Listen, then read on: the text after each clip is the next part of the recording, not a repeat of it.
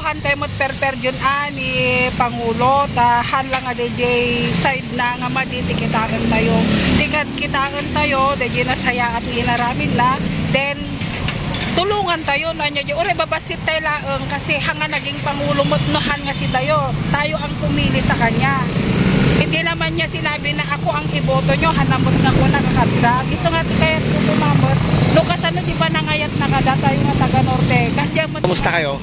Ay, okay lang po, sir. Kamusta naman ang buhay natin sa Ilocos, dito sa Lawag? Okay naman po. Aliwalas naman yung ano dito, hanap buhay. Saka okay naman po yung mga sitwasyon dito. Ayos lang naman po. Ayan po mga kabayan ko, si ma'am po ay nagkita dito sa harap ng anong tawag nito po? Bell Tower. Bell Tower dito sa Lawag City. Ito po yung paninda niya, ubos na po yung kanyang mga soft drinks. Meron na lang pong water. Ma'am, matanong kita bilang isang negosyante dito sa Lawag. Gaano po naapektuhan itong business niyo sa pagtaas ng bilihin? Ano naman, pag tumaas naman yung presyo dito, yung mga bilihin dito, pwede ka naman pagtaas ng presyo basta hanggang sa tama ba. Pero yung kabuhayan naman dito na ganito pagtitinda, okay lang naman po, wala namang okay lang. Wala namang mahirap. Pag nagtrabaho ka, nagnegosyo ka talaga, kailangan talaga kasama yun sa buhay. Yung pagtaas ng presyo, yung paghihirap. So, bakit sila sabi nitong iba na simula nung naupo itong si Marcos Jr., lalo daw naghirap ang Pilipinas, yung mga tao, yung mga mahirap din na kumakain dahil sa pagtaas, especially po sa pagtaas ng bigas. Anong masabi mo, sinasabi po nila na... Wala, hindi naman yan. Nasa tao lang din yan. Kung masipag ka, talagang aangat ka. Pero kung talagang hindi ka naman magtatrabaho, nag-aantay ka lang, magugutom ka. Magugutom ka talaga. Kailangan talaga, huwag nating ipasa sa Pangulo o kung sino man nakaupo ang kahirapan natin, nasa amin niya lang kasalutan. Wala sa gobyerno, wala. Kahit naman kung nakaupo ka lang naman dyan, anong mangyayari sa buhay mo? Siyempre, maghanap ka ng pagkakakitaan mo.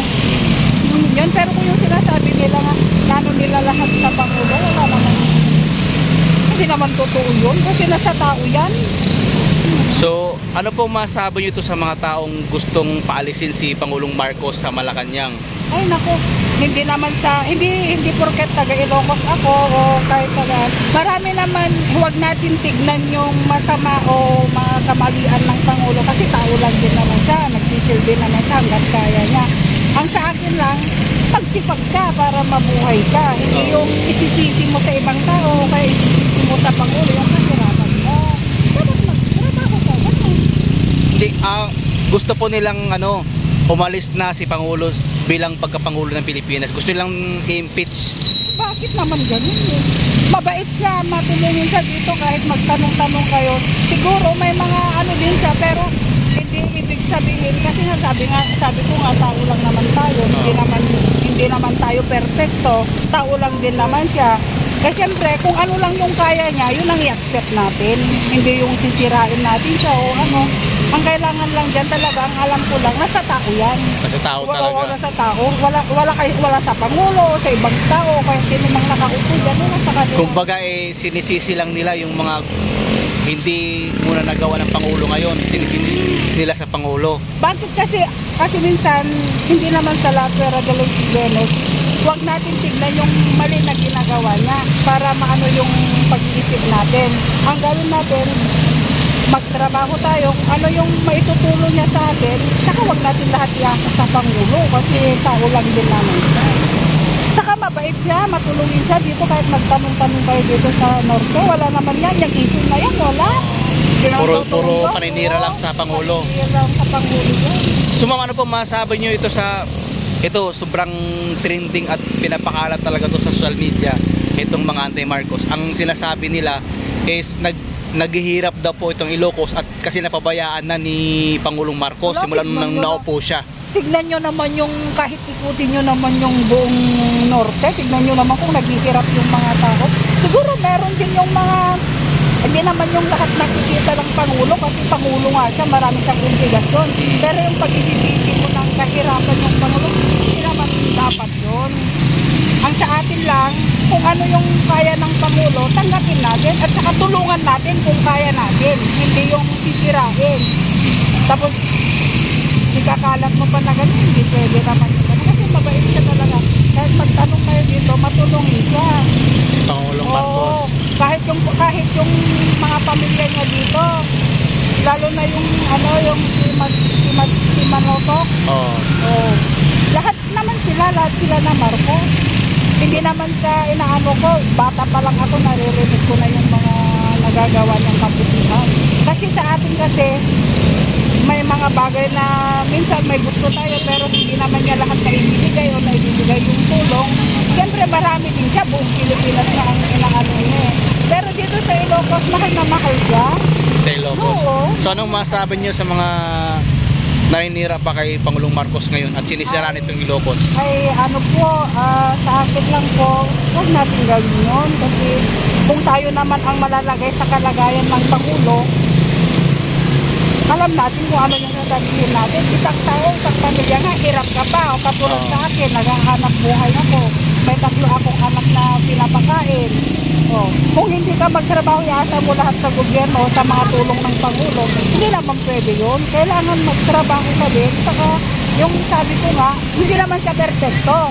Lahat naman ng Pangulo, mula noon, diba? Mula noon naman, may mga pagkakamali, may mga pagkukulang. Hindi naman lahat na pupunuan niya. Ang sa akin lang, huwag na natin anuhin yun, huwag na natin palaking issue.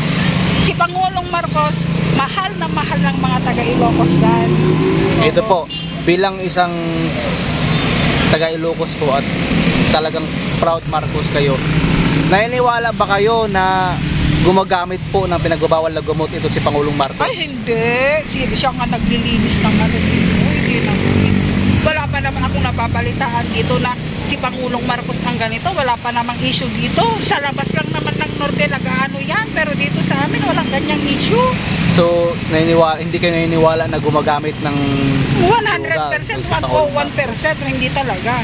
Hindi yun nag-ano dito. Siya pa nga ang gumagawa ng paraan para malinis at tahimik dito. Kasi ang sinasabi nitong vlogger na si Maharlika, mayroon daw pong video silang hawak na naaktuhan mismo na gumagamit ito ng pinagbabawal na gamot si President Marcos. Kung talagang meron siyang video, bakit di niya ipakita? Ipakita niya sa Pangulo kung talagang ganun yung may hawak pala sa taong bayan, ipakita niya. Sa taong bayan, ipakita niya, hindi yung puro salita. Kasi nasisira naman siya. Kung talagang may katibayan ka, lumaban ka ng patas. Yun lang naman, di ba? Sa lahat ng bagay, sa patas ka lang. Huwag hanggang sa i-vlog mo kung ano-ano man mga paraan sa mga social media, hindi naman maganda yun. At saka alam ng mga tao dito, hindi mo siya masisiraan. So ano pong masabi nyo sa mga kay Pangulong Marcos? Ay naku po. Ito na ang panahon ninyo mga taga-Ilocos para ipagtanggol ito si Pangulong Marcos. Ay naku po, ako po talaga mula sa mga ninuno ko talagang alam namin kung gaano kabait ang ating Pangulo. Mahalin po natin siya tsaka tulungan, wag po natin siyang sirain. Mahal na mahal po namin si Pangulong Marcos dito sa Ilocos Norte, sir. Mahal na mahal namin. Kung sakali mapanood to ni Pangulong Marcos, ano pong mensahe niyo sa kanya? Sir, Gawin niyo pong Tagalog at salitang Ilocano. Sir, ganito po yun. Ako mula bata, Marcos na po kami. Hindi naman sa naiintindihan ko po yung hirap mo, saka yung natin sa isang pamilya nga hirap, at alam ko yung kalagayan mo ngayon, mahal na Pangulo. Kaya ang sa akin lang, maraming salamat. Yun lang po. Salamat po sa lahat ng bagay na itutulong mo dito sa Norte. Proud na proud po kami na ikaw ang naging Pangulo namin. Yun. Ma'am, meron ka bang mensahe sa mga kababayan natin na all over the world nanonood ngayon sa'yo? Apo, hantay mo't perper dyan ni Pangulo, tahan lang nga DJ side na nga maditi kitaan tayo.